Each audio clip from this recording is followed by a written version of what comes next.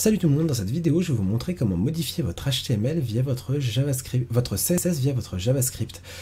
On va vouloir ici, on a Chicken Lord, ce que je vais essayer de faire c'est de modifier Chicken Lord et de lui donner une autre couleur et une autre taille. On va utiliser la balise color et la balise font size, on va faire tout ça en JavaScript. Voilà. On va venir se positionner sur le H1.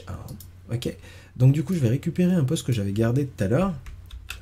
Donc on va relire un peu le code. J'ai const big title document get element by id big title. Donc du coup ça fait la liaison avec l'élément du DOM big title. Hein. Quand on regarde ici, on a bien l'élément du DOM big title qui est là. Donc on va faire la liaison avec la petite phrase qui est là, avec cette ligne 12.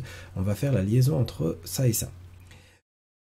Ici, on a utilisé bigtitle.innerHTML pour pouvoir injecter un autre contenu. Lord of Chicken, comme on peut le voir ici, c'est qu'on a Chicken Lord qui est noté là, et nous, on vient injecter Lord of Chicken. Donc, on vient écraser le mot Chicken Lord. On peut vérifier ici. Hein. C'est qu'ici, on a Chicken Lord. Je vais sauvegarder ça. Je vais relancer ça, et on va pouvoir voir qu'on a Lord of Chicken maintenant. Lord of Chicken vient écraser le contenu de la balise H1. Ok. Donc, mais un petit truc que je vous ai pas montré, je crois, c'est là je vais vous montrer, c'est qu'on peut aussi ajouter des petites balises ici, directement. Vu que c'est de l'inner HTML, on peut injecter des balises HTML directement. Là, je vais utiliser une petite balise EM pour mettre le texte en italique, juste pour que vous puissiez voir. Et ici, vous pouvez voir que Lord of Chicken s'est transformé en italique. Hein. Et si on regarde au niveau de mon arborescence, on voit que la balise EM a bien été ajoutée et est bien comprise par l'HTML, par le DOM, comme étant une vraie balise. Ok, là on est bien. Donc maintenant, ce que je vais faire, c'est que je vais juste retirer ce petit truc en italique. Tac. Et je vais vous montrer comment utiliser le CSS à ce niveau-là. Donc maintenant, pour utiliser le CSS, c'est tout simple. On va faire bigtitle.style. Voilà. Tout à l'heure, on avait utilisé innerHTML. Là, on va utiliser style. Quand on peut faire .innerHTML directement là, après, on aurait pu écrire .innerHTML ici, ou on peut écrire .style comme il me le propose de là. Donc le truc c'est .style, ça me permet de modifier le style de ma balise HTML. Hein. On va modifier tout le style qui est en rapport avec ça. Donc je fais inner.style.color. Je veux toucher la balise, je veux changer la propriété CSS color. Et cette propriété CSS color, qu'est-ce que je vais lui demander? Je vais lui demander de se mettre en rouge là pour le coup.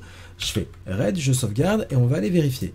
Tac, je rafraîchis ma page et j'ai bien Lord of Chicken qui s'écrit en rouge. Ok, donc on a modifié avec un inner HTML ici, et ici on lui applique un style rouge. En gros, on change dynamiquement notre affichage.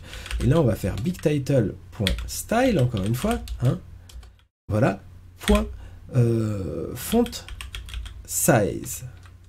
Et vous pouvez voir que là, on me propose pas mal de choses. Et pour les plus attentifs d'entre vous, normalement, c'est font-size. C'est pas font size en camel case. Mais comme on est en JavaScript, il faut l'écrire comme ça. Font size en camel case. C'est-à-dire, première lettre en minuscule, et à chaque fois qu'il y a un nouveau mot, vous mettez une majuscule. Voilà. Si vous avez un souci avec l'orthographe de la classe en CSS, de la modification de votre classe, là, vous pouvez faire CTRL espace quand vous commencez à écrire le mot, ça va vous donner un petit panel des trucs que vous pouvez choisir. Et là, je choisis size et ça me l'écrit directement. Hein. Ou sinon, vous cherchez sur Google la propriété CSS que vous voulez modifier. Et vous allez avoir l'orthographe pour le JavaScript qui va se mettre tranquillement sur le net. Hein. Google est votre ami, comme on le dira jamais assez.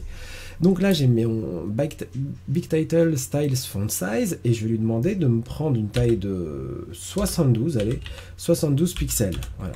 Je sauvegarde ça, et je reviens là, et là, je rafraîchis ma page, et j'ai bien mon titre qui grossit comme ça. Imaginez-vous qu'avec ça, on peut faire tout plein de petites choses, c'est-à-dire changer le fond d'écran, avoir un thème qui soit plus... Quand je clique, ça me met un dark theme, c'est-à-dire que ça met un fond noir, et ça va changer mon écriture. On peut faire pas mal de choses. On va voir comment capturer un événement, et tout ça un peu plus tard.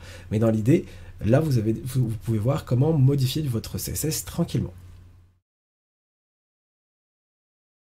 Ben voilà, ce sera tout pour cette vidéo, et je reviendrai sur une prochaine vidéo pour vous montrer d'autres petites choses comme ça tout au long de la session. Merci d'avoir écouté et à bientôt.